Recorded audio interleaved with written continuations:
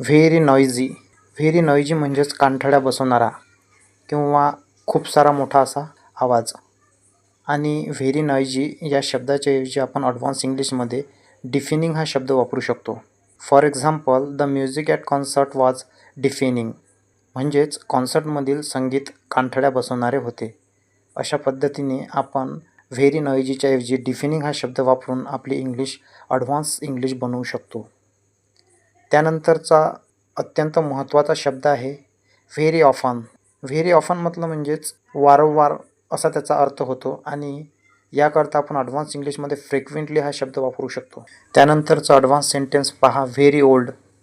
Very old म्हटलं म्हणजेच खूप जुनं किंवा आपण प्राचीन म्हणू आणि त्याऐवजी आपण एन्शियंट हा शब्द वापरू शकतो. For example, the temple is ancient. म्हणजेच हे मंदिर प्राचीन आहे.